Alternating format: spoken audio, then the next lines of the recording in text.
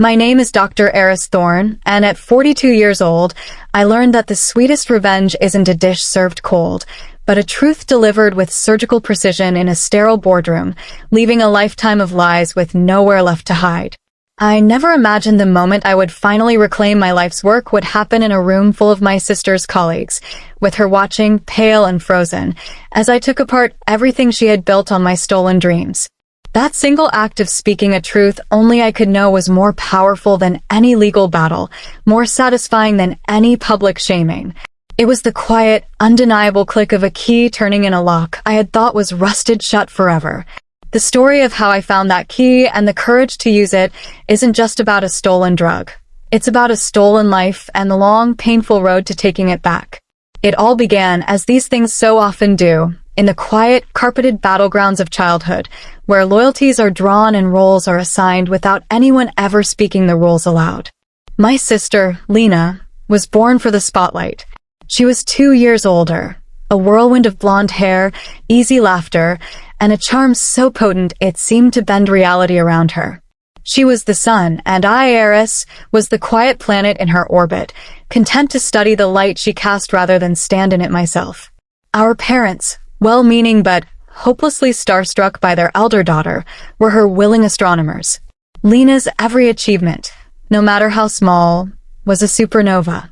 She was captain of the cheerleading squad, and our refrigerator became a shrine to glossy team photos.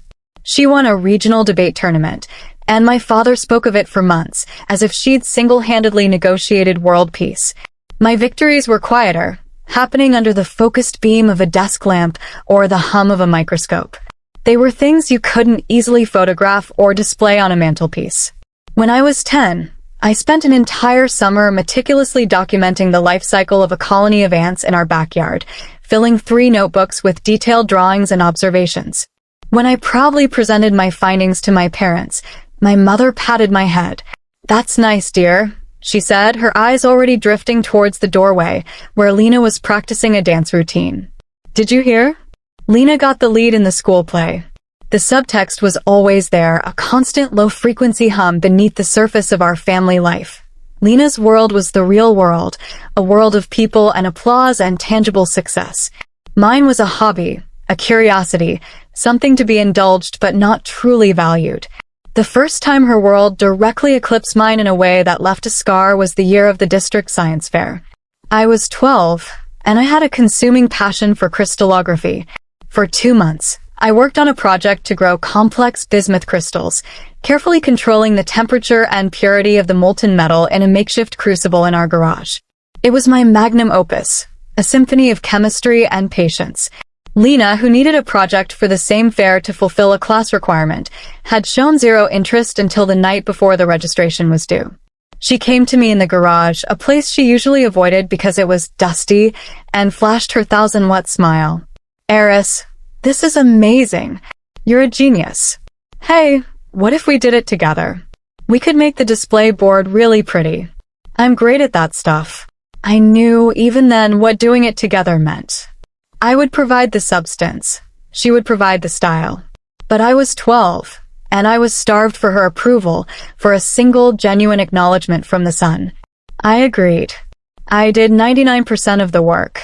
I grew the crystal, a magnificent, iridescent city of gleaming, geometric spires. I wrote the entire research paper, explaining the Hopper crystal formation. Lena, true to her word, made the display board beautiful. She used glitter glue and perfectly stenciled letters. On the day of the fair, she stood in front of our project, radiant in a new dress, and presented my work as if it were a story she was telling. She was captivating. She used my words, but her delivery made them sing in a way my quiet, technical explanations never could. When the judges came by, she charmed them, simplifying my complex findings into easily digestible, impressive-sounding bites. We won first place. The blue ribbon was pinned to our glittery board, and a photographer from the local paper took a picture. In the photo, Lena is holding the ribbon, her smile wide and triumphant.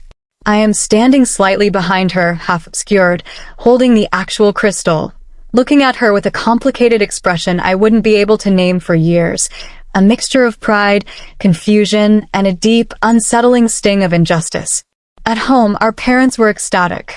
They took Lena out for a celebratory dinner. I was invited, of course, but the praise was a laser beam focused solely on her. "Lena, you have such a gift for communication," my father beamed.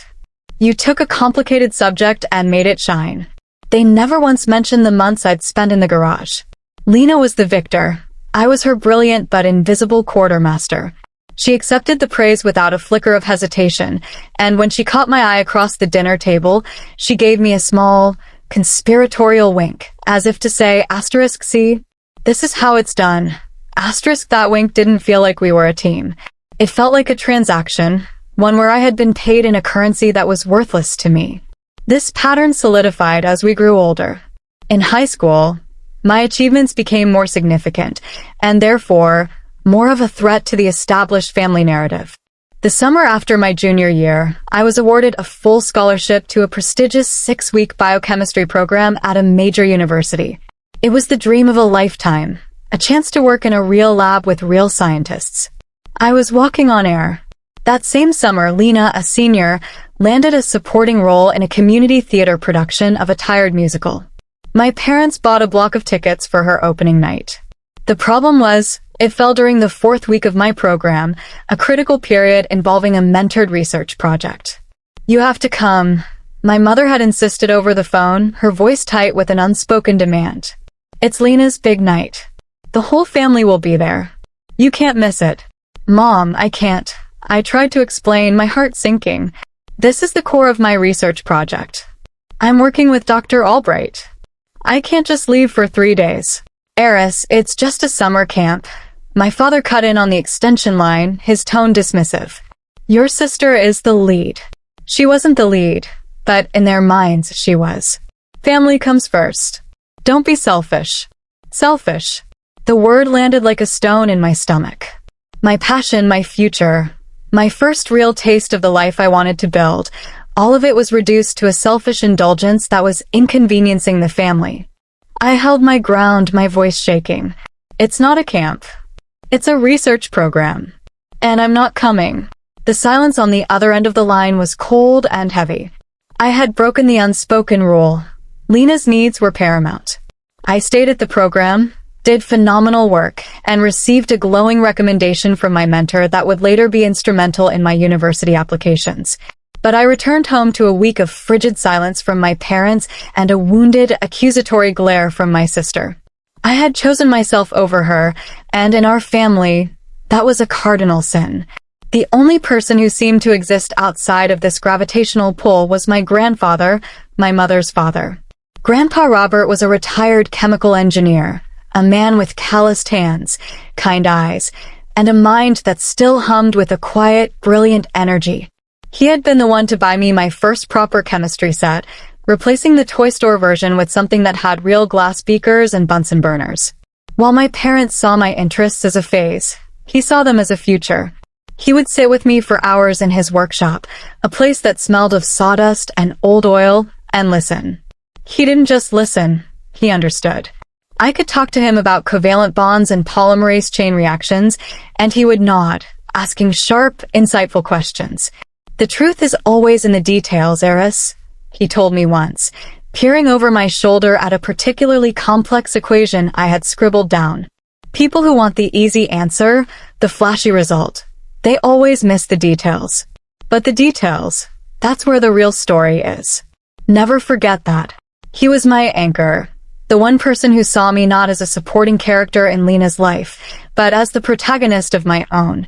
His belief in me was a quiet, steady flame that I learned to cup my hands around, protecting it from the winds of my family's indifference.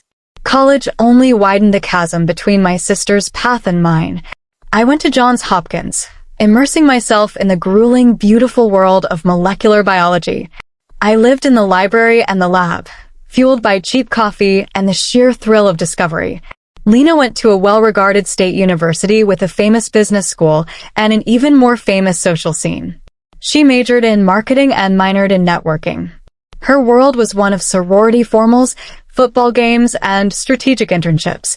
Mine was one of amino acids and protein folding.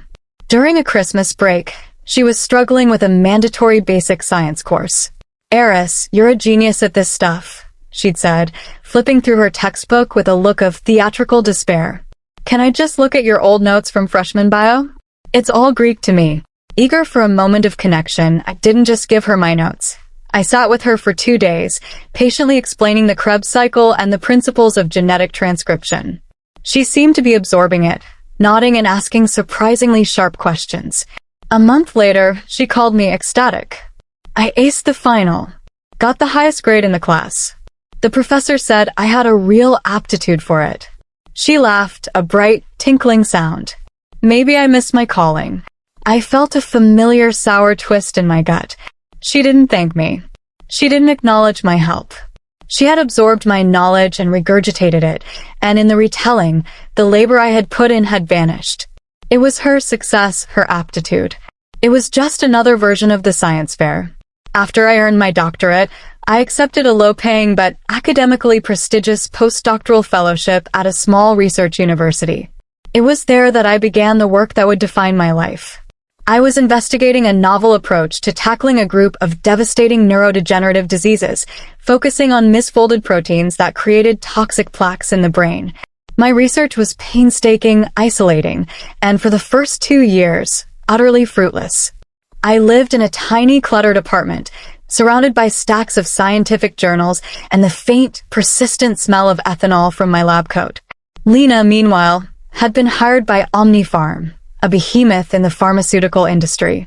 She climbed the corporate ladder with breathtaking speed, moving from sales to marketing to business development. Her life was a montage of business-class flights, sleek corporate apartments, and power lunches. When we spoke, which was increasingly rare, her condescension was a palpable thing. "Still playing with test tubes in your little ivory tower, sis?" she'd ask, her voice dripping with pity. "I just helped launch a drug that's going to clear $1 billion this year. We're actually changing the world." To her, my work was navel-gazing, a self-indulgent academic exercise. Her work was real. It had a stock price. Then, after 3 years of dead ends, I had a breakthrough. A real one. I discovered a small, elegant molecule, a kind of chemical chaperone, that could bind to the misfolded proteins and guide them back to their correct shape before they could aggregate. It was revolutionary. The implications were staggering. I worked in a feverish, sleep-deprived haze for months, refining it, testing it, proving the mechanism. I named the compound Ariadne 7, after the mythological princess who used a thread to guide Theseus out of the Minotaur's labyrinth. It was my thread, my solution to a monstrous puzzle. One evening, feeling a desperate need to share my triumph with someone from my family, I made the mistake of calling Lena. I was giddy with success, my voice high with excitement.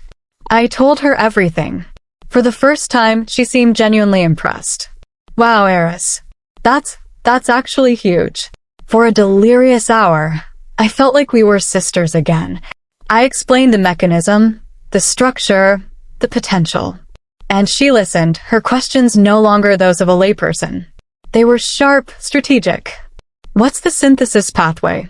How stable is it? Have you thought about the patent landscape?" Blinded by my own excitement and a pathetic, deep-seated need for her validation, I saw her questions as genuine interest, not as an interrogation.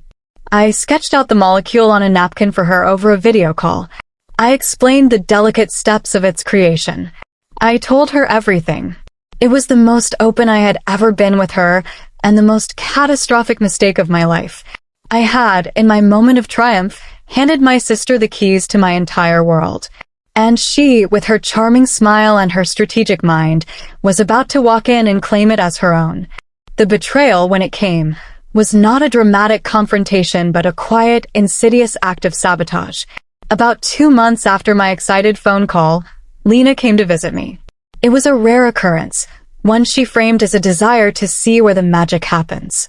She arrived at my cramped apartment with a gourmet coffee carrier and a box of expensive pastries, her corporate polish making my world of secondhand furniture and stacked books look even more humble. She was full of effusive praise for my dedication, her words feeling slick and practiced. As she gushed, she gestured grandly with her coffee cup, and as if in slow motion, I watched the dark liquid arc through the air and splash directly onto the keyboard of my laptop. My life's work was on that machine. Panicked, I tried to blot the coffee, but it was no use. The screen flickered and died. A sick feeling of dread washed over me. Oh my God, Eris. I am so sorry. Lena's apology was a masterpiece of horrified performance. She was frantic, self-flagellating.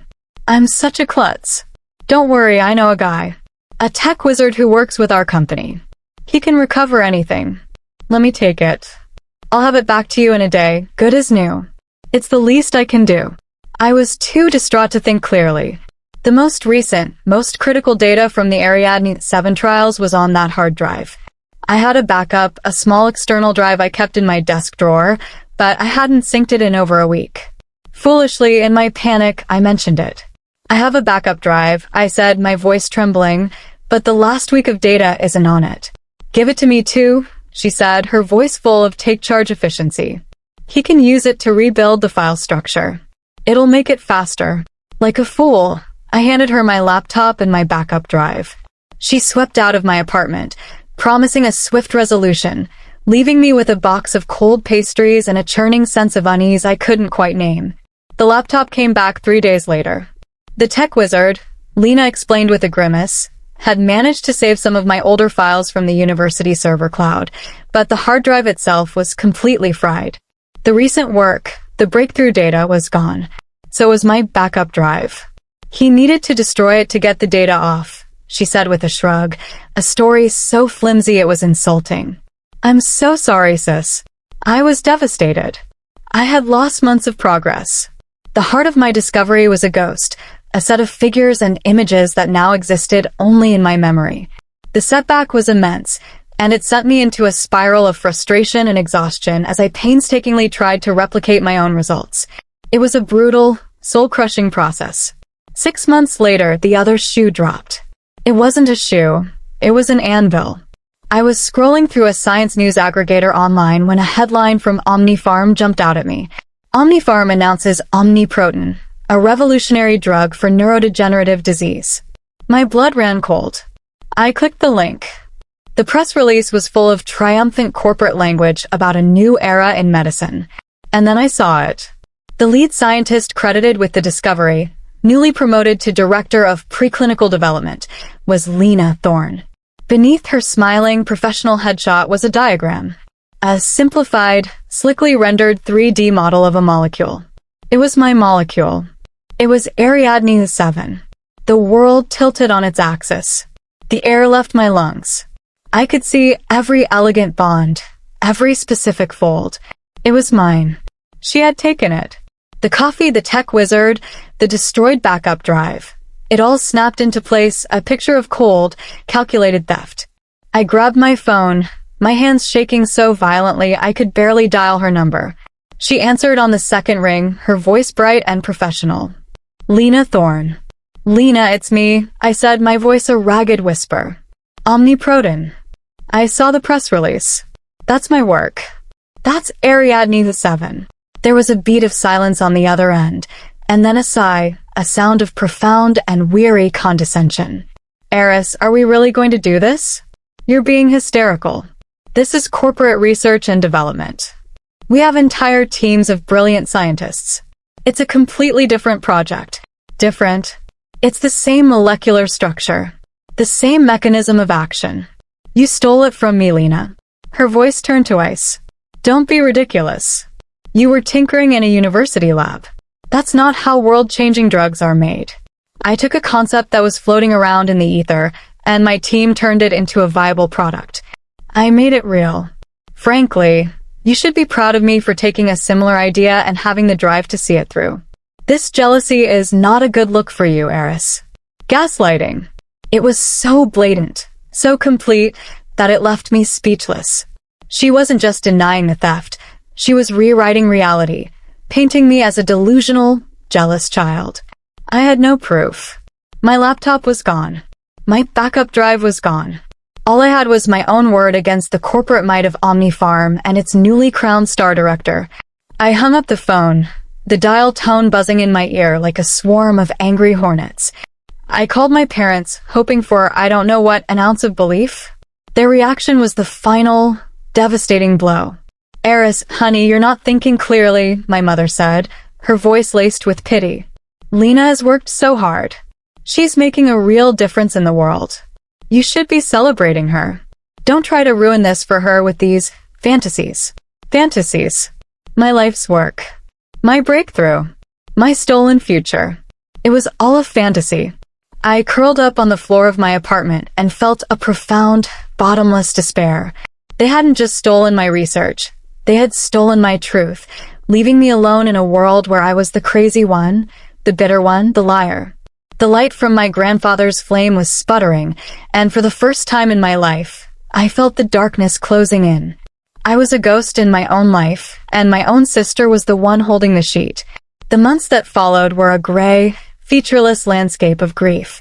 The fire in my belly, the insatiable curiosity that had driven me my entire life, was reduced to a pile of cold ash. I went to the lab, but the work felt meaningless. I would stare at petri dishes and data readouts, and all I could see was Lena's smiling face in that press release. The joy of discovery had been replaced by the bitter taste of betrayal. Every journal I opened, every conference announcement I saw, seemed to be screaming her name, her success, built on the scaffolding of my stolen work. The world was celebrating her for my mind, and I was trapped in a prison of silence, with no way to prove the truth. I seriously considered leaving science altogether.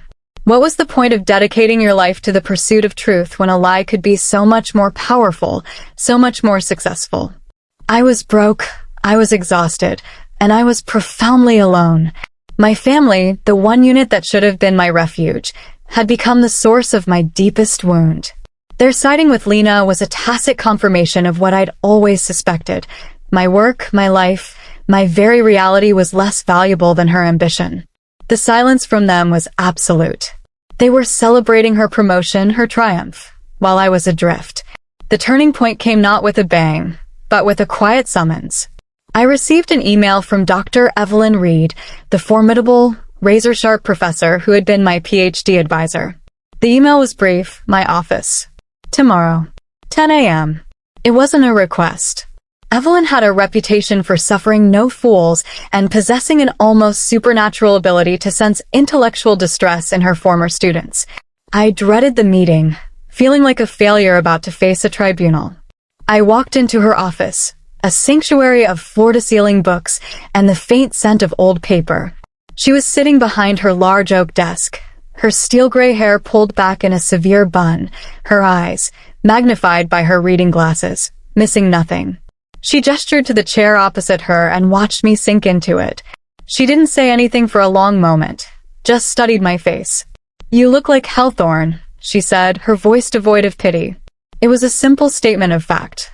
I think it was her directness, the absence of the cloying, fake sympathy my mother had offered, that broke me. The dam burst. In a torrent of words, I confessed everything. The breakthrough with Ariadne 7, the call with Lena, the spilled coffee, the stolen data, the press release, my parents' dismissal. I laid the whole ugly, painful story at her feet, expecting her to look at me with doubt, or worse, with pity. She did neither. She leaned back in her chair, her fingers steepled, and when I finally fell silent, exhausted and hollowed out, a look of pure, concentrated fury had settled on her face. It wasn't directed at me. "That little viper," she said, her voice a low growl. It was the most beautiful sound I had ever heard. It was the sound of belief. She always was a piranha in a Gucci suit. Evelyn didn't offer me a lawyer or a grand plan to expose Lena. She offered me something far more valuable. "Listen to me, Eris," she said, leaning forward, her gaze intense. "That corporation, your snake of a sister, they have the finished painting. They have a perfect, high-resolution photograph of it. But you," she tapped her temple with a long, elegant finger, "you have the sketches. You have the knowledge of every mixed color, every brush stroke, every mistake you painted over. They stole the result, but they didn't steal the process. They don't have your mind. They have a snapshot. You have the whole damn film." Her words were like a defibrillator to my soul. A tiny, forgotten spark flickered back to life. She was right. Lena had the answer, but I had the understanding. I had lived and breathed that molecule for years. I knew it in a way she never, ever could. I left Evelyn's office with a new, fragile sense of purpose. My grandfather's words echoed in my mind, harmonizing with Evelyn's. The truth is always in the details. Lena and OmniFarm had my beautiful, groundbreaking result, but my research hadn't been finished. In my haste and excitement, I had pushed aside anomalies, flagged data points for later investigation, and made notes on minor imperfections that needed to be ironed out. These were the details, the flaws, the subtle imperfections that only the creator would know. My new path became clear. I couldn't prove the theft, not head-on. A legal battle would be a war of attrition I couldn't win, but I could outscience them. I could use my intimate knowledge of Ariadne 7's weaknesses to build its successor. I started again, but this time, not with the goal of creating something from scratch, but with the goal of perfecting what had been stolen from me. It was a strange, painful kind of research, like performing an autopsy on a piece of my own soul. But with every experiment, the fire in me grew stronger, fueled now not by the joy of discovery, but by a cold, righteous anger. I began documenting everything with a level of paranoia that would have made a spy proud. Every experiment was logged in a physical notebook, with each page dated, signed, and witnessed by a trusted colleague Evelyn had recommended. I ran triple redundant digital backups, one of which was stored on a server in a different country.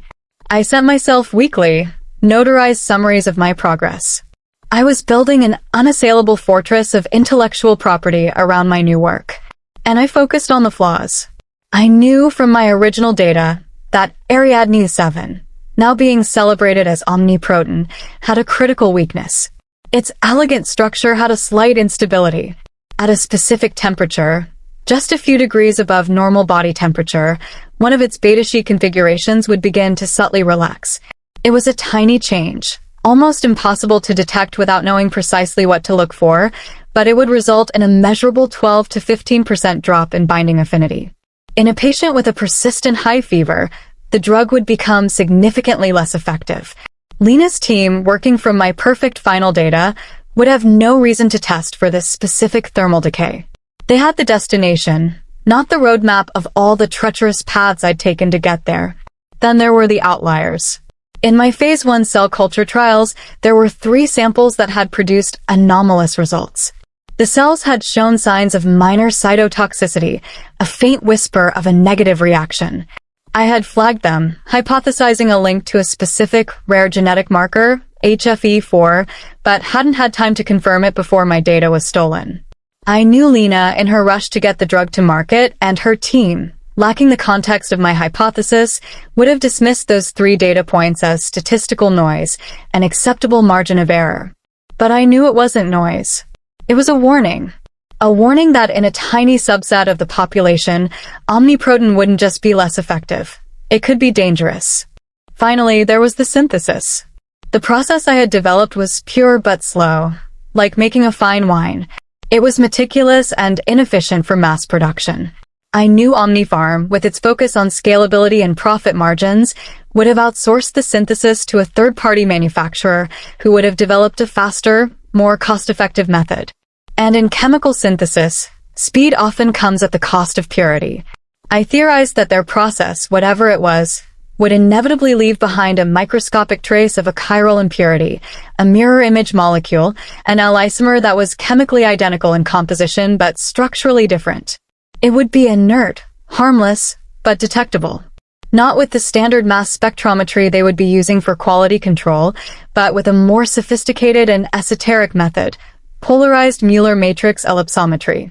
Their drug would carry the ghost of its rushed, impersonal manufacturing process. A molecular fingerprint that proved it wasn't my original, handcrafted creation. For 18 months, I lived and breathed this new project.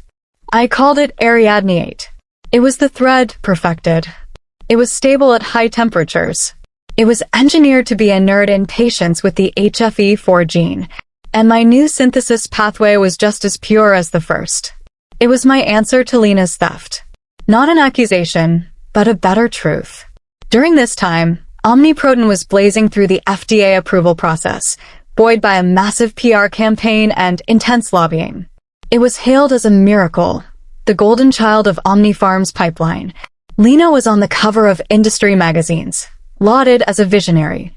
I watched it all from the quiet of my lab, my anger cooling into a diamond-hard resolve. I was no longer a victim.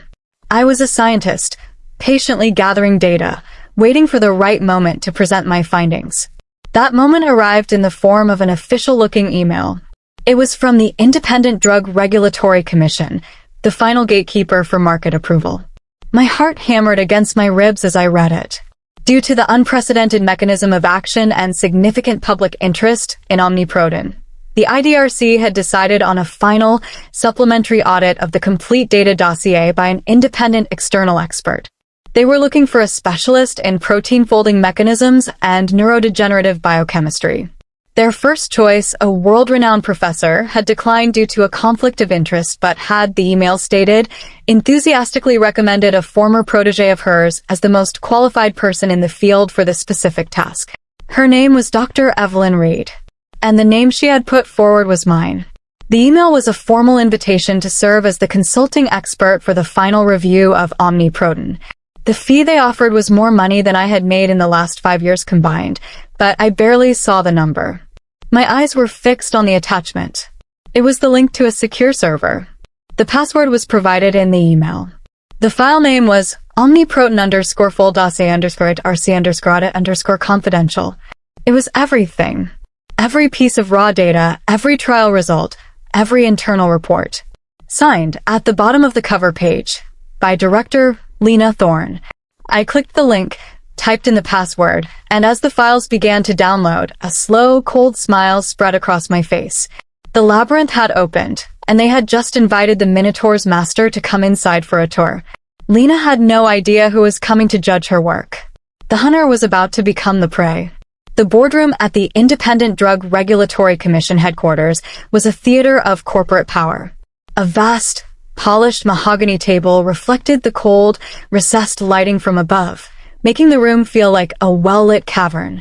On one side sat the review board, a panel of 6 serious-looking men and women with expressions of stern neutrality. On the other side was the delegation from OmniFarm. At its head was my sister, Lena. She looked every inch the corporate superstar, dressed in a sharp, tailored navy blue suit, her blonde hair pulled back in a sleek, commanding style. She radiated a confidence that was almost blinding. To her right sat her boss, a florid, imposing man named Arthur Davies, whose self-satisfied smirk seemed to be a permanent facial feature. They were flanked by a small team of younger scientists, who looked nervous and starstruck in equal measure. I had spent the last 48 hours doing nothing but devouring the data dossier they had submitted. I slept for 3 hours. I drank gallons of coffee. I cross-referenced their findings with my own meticulous notes on Ariadne 7's flaws. The dossier was a monument to arrogant oversight. The clues were all there, hiding in plain sight, dismissed as statistical noise or irrelevant anomalies, just as I had predicted. They had the blueprints to a palace, but they had no idea it was built on a seismic fault line. When I walked into the boardroom, my heart was a steady, rhythmic drum against my ribs. I was not the nervous, overlooked little sister anymore. I was a scientist armed with an irrefutable truth. Lena's head was bent, speaking in a low, confident tone to Davies. One of the junior scientists saw me first, and his eyes widened slightly. Lena looked up, following his gaze. Her face registered a sequence of emotions in a flicker of a second, mild curiosity, then confusion, then a dawning, horrified recognition. She masked it almost instantly, her lips pulling into a tight, condescending smile. "Eris? What a surprise," she said, her voice a little too loud, a little too bright. "Here to see how the big leagues work?" Davies looked at me with open dismissal, clearly sizing me up as an unimportant interloper. But before I could respond, the man at the head of the review board, Dr. Alastair Finch, stood up. His voice was a calm, authoritative baritone. "Team OmniFarm, thank you for joining us. Before we begin your presentation, I'd like to introduce our consulting expert for this final audit." He gestured towards me. "This is Dr. Eris Thorne, one of the foremost academic specialists in protein-folding dysfunctions. We're very fortunate to have her expertise today. The effect in the room was electric. Lena's condescending smile didn't just fade, it collapsed. The color drained from her face, leaving a pale, shocked mask. Davies's smirk faltered, replaced by a look of baffled irritation. The junior scientist stared at me, then at Lena, the air suddenly thick with unspoken questions. I simply nodded to Dr. Finch and took my designated seat at the table, directly opposite my sister. I met her gaze across the polished wood. Her eyes were wide with a panic she was desperately trying to conceal. For the first time in our lives, I had the upper hand, and we both knew it. Lena began her presentation.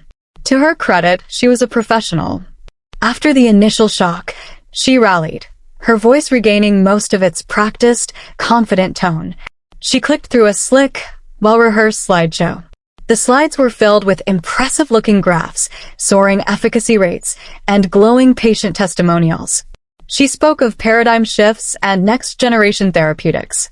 She was selling a story, a beautiful, compelling narrative of innovation and hope, and it was all built on a foundation of sand. I sat in complete silence, my hands resting calmly on the table in front of me. I let her speak. I let her build her pedestal as high as she could.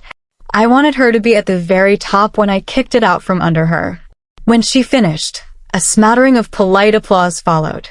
Davies was beaming, looking at the review board as if expecting them to start signing approval forms on the spot. Dr. Finch thanked Lena and then turned his gaze to me. The entire room held its breath. Dr. Thorne, your analysis of the dossier and your thoughts on the presentation. I stood up. I didn't walk to the podium. I simply moved to the head of the table, so I was addressing both the board and the Omni Farm team. I gave Lena a small, calm smile.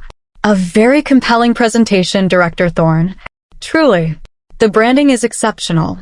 The faintest hint of sarcasm in my voice made Lena flinch. Davies shot me a dark look. I began slowly, my voice even and academic. I just have a few small questions regarding some of the finer points in the data.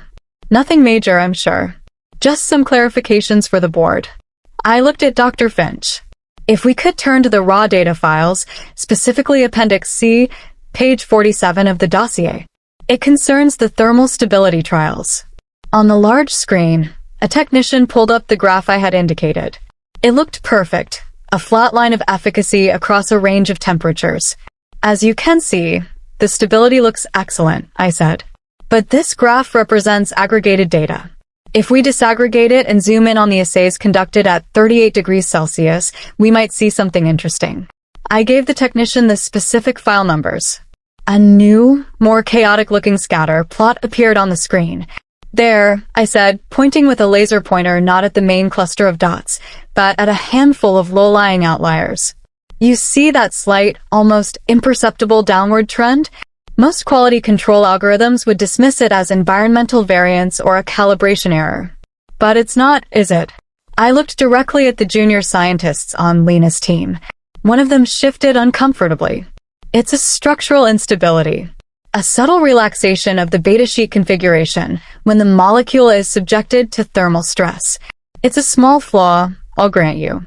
But in a human patient with a persistent fever of, say, 101 degrees Fahrenheit, it would cause this drug's binding affinity to degrade by approximately 12%. I paused, letting the weight of my words settle in the silent room. A 12% drop in efficacy wasn't mentioned in your summary, was it, Lena? Lena was white as a sheet. She opened her mouth, but no sound came out. I didn't wait for an answer. Now, I continued, my voice gaining strength. Let's move on to the patient outlier data. Table 7.2 in the clinical trial report. The new data filled the screen. 3 subjects, out of 500, reported mild but persistent neurological side effects. Headaches, dizziness, transient vertigo. Your report dismisses these events as unrelated to treatment. A standard conclusion when the numbers are that low. I turned to the board, but I would like to posit a hypothesis. If you were to run a full genomic sequence on the blood samples from those 3 specific patients, I would be willing to stake my entire professional reputation on the fact that you will find they all carry the C variant of the gene HFE4. A gasp, soft but audible, came from one of the Omni-Farm scientists. I knew that sound. It was the sound of a memory clicking into place, of a nagging, dismissed doubt suddenly roaring to life. I pressed on. It's a rare genetic marker, to be sure, but it codes for a protein that alters the permeability of certain cell membranes.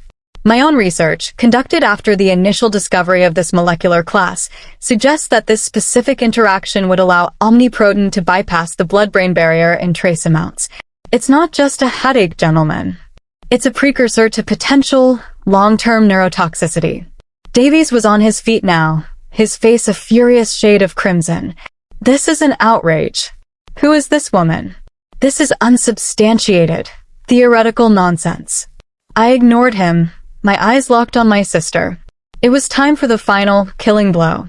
And lastly, I said, my voice dropping slightly, becoming more intimate, more damning, let's talk about the synthesis. Your process is remarkably efficient, a testament to Omni-Farm's production capabilities. But I have a question about purity. I turned back to the board. Your standard mass spectrometry and high-performance liquid chromatography reports all show purity levels of over 99.9%. Excellent numbers. But those tests can't see everything. If you were to take a sample of omniprotein right now and run it through a polarized Mueller matrix ellipsometer, a rather esoteric piece of equipment, I admit, you would find something fascinating.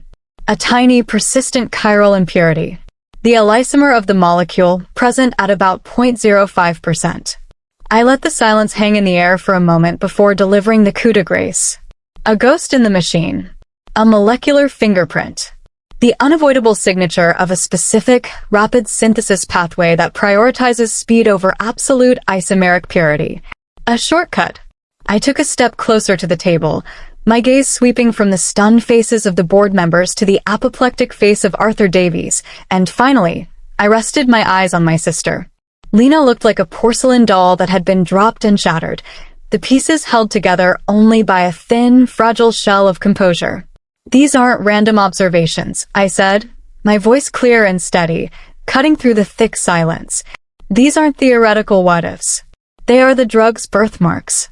The tiny imperfections, the hidden dangers, the molecular scars left behind by its creation. They are the subtle flaws that only the person who spent 5 years of her life conceiving it, creating it, and watching it fail 100 times in 100 different ways before it finally succeeded would know to look for. Flaws that someone who simply stole the final, perfect blueprint would never, ever see. The silence that followed was absolute. It was a vacuum, sucking all the air and arrogance out of the room.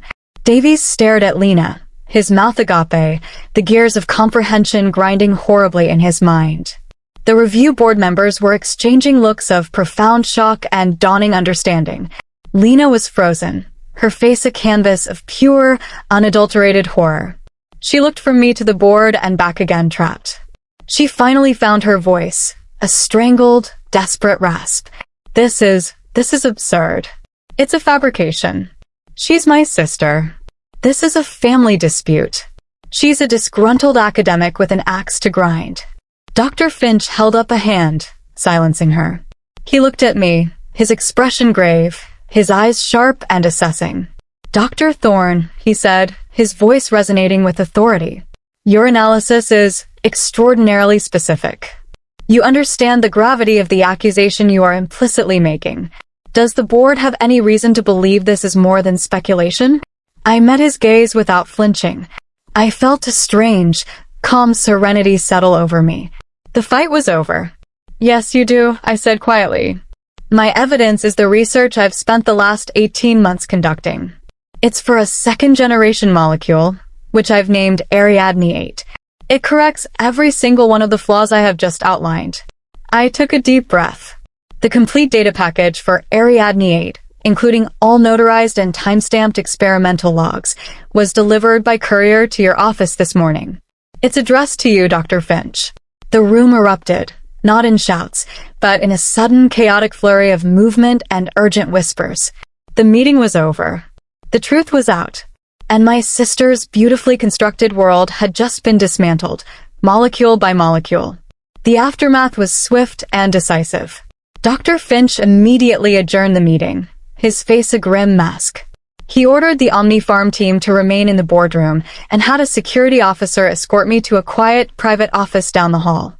There, with 2 other members of the review board present, he formally thanked me for my courage and integrity. He assured me that a full, formal investigation into Omnifarm, Director Thorne, and the provenance of Omniproton's research data would begin immediately. He looked at me with a deep, professional respect that was more validating than any apology could ever be. "Dr. Thorne," he said, "you may have just saved us from a catastrophic public health failure. And for that, we are in your debt." As I was escorted out of the building, my legs feeling strangely light, I glanced back through the large glass walls of the boardroom I had just left. The scene inside was one of pure corporate carnage. Arthur Davies was screaming, his face purple with rage, his finger jabbing furiously at Lena, who stood pale and trembling before him. The junior scientists were huddled together at the far end of the table, looking like survivors of a shipwreck. I felt a strange detachment watching it. There was no pleasure, no triumphant surge of vindictive joy. There was only a profound, bone-deep weariness, and the quiet, solemn finality of a chapter that had, at long last, been closed. The fallout in the professional world was a controlled explosion. There were no splashy public headlines at first, but in the closed ecosystem of the pharmaceutical and biotech industries, the shockwave was massive. The IDRC officially suspended the approval process for Omniproton, citing significant and unresolved questions regarding data integrity and potential safety risks. Omnifarm's stock price, which had been soaring in anticipation of the drug's launch, nosedived. The company was forced to issue a vague, terse statement about internal reviews and personnel changes. Arthur Davies was quietly forced into early retirement, and Lena Thorne was fired. The termination was just the beginning for her. Omnifarm, in a desperate act of self-preservation, launched its own ferocious internal investigation, which quickly morphed into a multi-million-dollar corporate espionage lawsuit against her. She had wanted to play in the big leagues, and she had discovered how viciously they cut their losses. My own life, in contrast, began to open up in ways I had never imagined. My name, once unknown outside a small academic circle, became whispered with a kind of reverence in the halls of research institutions and rival pharmaceutical companies. I was the scientist who had, with nothing but the power of her own intellect, exposed a massive fraud at one of the world's biggest companies. The IDRC offered me a permanent, high-level consulting position. And then came the calls. One by one, major players in the industry, including Omnifarm's biggest competitor, reached out. They weren't just offering jobs. They were offering partnerships. They wanted to know about Ariadne 8. They wanted to license it, to fund its clinical trials, to give me whatever resources I needed. The fortress of data I had so meticulously built had become a treasure chest, and I held the only key. The familial fallout was messier and far more painful. About a week after the hearing, my mother called. Her voice was not soft or conciliatory. It was shrill with fury. "Eris, what have you done?" she shrieked into the phone. "Your sister's life is ruined. They fired her. She could go to jail. How could you be so cruel, so vengeful?" I listened to her tirade, and for the first time, her words had no power over me. The old sting of her disapproval was gone, replaced by a sad, calm clarity.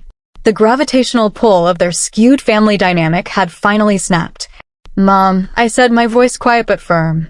"Lena ruined her own life. She made a series of choices, and now she's facing the consequences of them. I didn't do this to her. I just stopped her from potentially hurting thousands of people. And I stopped her from building her career on my back." There was a stunned silence on her end. I had never spoken to her like that before. "I need some space," I said, preempting her next argument. "I need some time away from all of this. Please don't call me for a while." I ended the call before she could reply. It was the first real boundary I had ever set with my parents, and it felt like breathing clean air after a lifetime in a smoke-filled room. A few weeks later, a single handwritten envelope arrived at my apartment. The return address was a new one, a small rental I didn't recognize. The handwriting was Lena's. I almost threw it away, but my curiosity got the better of me. I opened it. The letter inside was not the polished, articulate prose of a corporate director. It was a rambling, disjointed mess, stained with what looked like teardrops. Much of it was filled with self-pity and blame, a desperate attempt to reframe her ruin as a tragedy that had happened to her. But buried in the middle of the third page was a single sentence that stopped me cold. It read, "You were always the brilliant one. I just wanted people to look at me, for once, the way they always looked at you." It wasn't an apology. It wasn't an admission of guilt. It was a selfish, immature, and profoundly revealing confession. All her life, she had been celebrated for her charm, her looks, her social grace.